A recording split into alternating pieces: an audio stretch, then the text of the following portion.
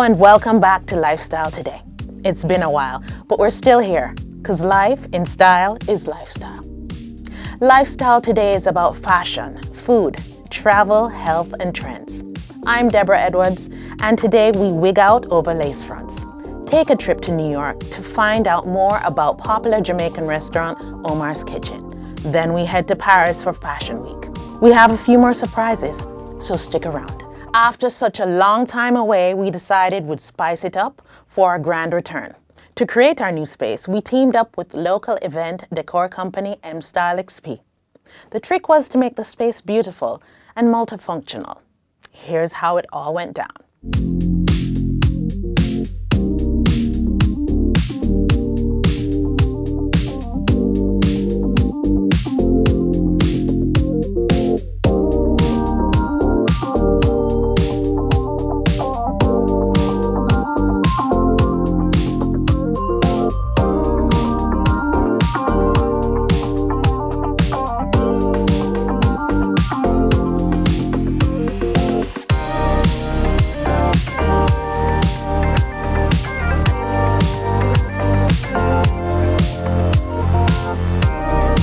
MStyle XP is a lifestyle brand. We are a division of the Main Event Entertainment Group Limited that provides full service wedding and event planning, design, and execution services. We are devoted to exceptional service, and we provide creative and innovative value that makes us the top choice for premium events. So, what was the thought process for creating the Lifestyle Today set? Well, the thought process was definitely a collaboration between your team and my team, of course. So we definitely got some inspiration, some feedback from what it is that you're really looking for. And we designed or began our conceptualization phase with our team, ensuring that we have met your needs, you know, what you're looking for in this look and feel. And we definitely evoke the emotion that you're going for this set design. So it was definitely a collaborative experience in creating the set design. Lace front wigs are trending. Whether you want to switch up your look or protect your natural tresses, these wigs are all the rage. You only had to watch the Olympics. Shelly-Ann Fraser-Pryce's wigs were fire. So we went right to the source of the wiggery and spoke to one of her wig makers. How did you get into wig making? It's so funny because I'm a YouTuber. So when I first started YouTube, I came on doing makeup, had no idea how to do wigs, never did wigs a day in my life. And then I started to see like a lot of trends was happening. This was like back in like 2017, 2018 or so, Right. because wigs to me just got popular. So they weren't always this popular up until like a past like 3 to 4 years, in my opinion, like colored wigs. So back in 2017, I started doing researching how to make wigs. I had no idea how to pluck a lace. I knew no idea how to do anything. I didn't even know how to color anything. So I started just practicing at home, like off camera. I started practicing different techniques and things like on camera on YouTube. And then after a while, I just started getting better and better and better and just practicing at home, making a ton of videos. So how did you end up getting in contact, or did Shelly end up getting in contact with you? So Shelly's been following me since 2019. She first started following me almost 3 years ago. And when she first followed me, I was just like, oh my God, like, because even before I was as big as I am with wigs and stuff, she followed me because I ran track in college. So I was like, oh my God, like, I know exactly who this is. Like, oh my God, she's following me. So when she first started following me, I DM'd her and we were talking through the DMs or whatever, like nothing crazy. Yeah. And then, like I said, when I practice doing my wigs, I showcase it on social media. Right. So I started posting my wigs on social media. I started posting my wigs on my story. And then after a while, she would engage with me saying how she liked my wigs or anything like that. She also DM'd me saying that she was going to redo one of the wigs that I did on my YouTube. And she said that she wanted to like replicate it and like how I got that color and stuff like that. So she actually ended up copying one of my wigs or just redoing one of the wigs that I already had like on my YouTube. And then I was posting wigs on my story like nonstop, probably like back in like April when I first came back on social media because I took a 6-month hiatus.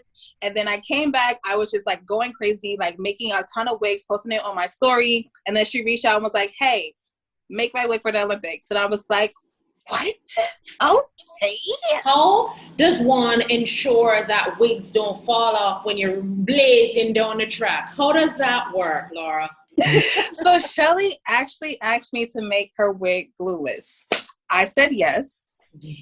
I've never in my life made a wig glueless ever in my life. So I couldn't tell her that though. So when she asked me to make it glueless, I was just like, okay, I'm just researching. I'm figuring out different methods because for some odd reason, there's no real videos on YouTube for making it glueless with no product, no anything.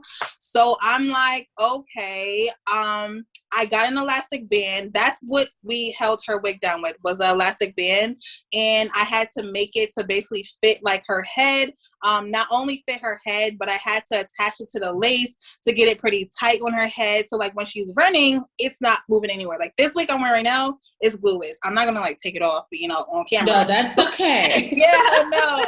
But if I wanted to, I could literally take this off, plop this back on, and it's no problem. The lace isn't crazy. It's not showing. Like you wouldn't even know. That's the thing. You wouldn't know. And some lace fronts, the baby hairs, and I'm not trying to be shady, but the baby hairs are very grown up, and it doesn't look so great on, camera, but yours, yes. I like finally it. made it to the point where I didn't have to have a ton of baby hairs on my lace for a glueless wig. Like I said, those are like non-existent on YouTube. Yeah. So I was just out here by my lonesome trying to figure it out, and we did. We might be little, but we're Talawa. Jamaica is known for its unique flavors and flair all over the world. Today we take you on a trip to New York to visit popular Jamaican cuisine hotspot, Omar's Kitchen, and speak with owner and chef, Omar Walters. It's located in 29A Clinton Street, in the Lower East Side part of Manhattan. And I call it the fun, the hip side of Manhattan because something is always going on. There's so many different cultures and different, like it's edgy, but it's raw. It's just like it's a nice side of Manhattan. What made you come up with the idea to start your own restaurant though? I feel like it was a long time coming. We were doing events for a while in New York City. A lot of food events, a lot of private events, dinner parties, catering. So I felt like that was the next chapter. So how long has Omar's Kitchen been open? We originally opened January 2020. Omar's Kitchen is the new hip spot to go. Do you think Jamaican food is having a moment internationally? Yeah, I mean, Jamaican food always had a moment. I feel like it's the hardest food to cook, and when you get it right, it's like it's like a great thing. But Jamaican food has always had its moment, and the twist we like to add onto the Jamaican food, it brings other people open and up to our culture. We're still in Fashion Month. It started in New York, went to London, headed to Milan, and will culminate in Paris. Here's a roundup of all our fave looks in fashion from the spring and summer 2022 season.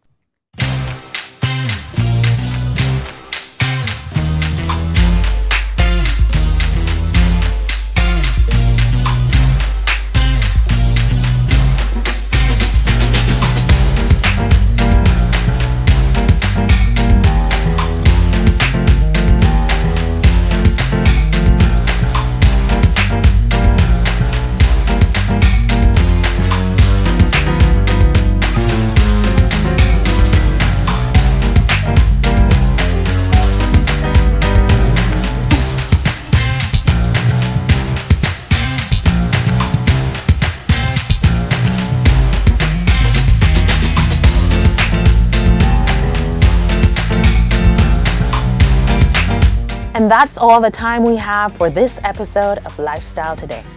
Thank you so much for joining us. See you next time, and remember, life in style is lifestyle.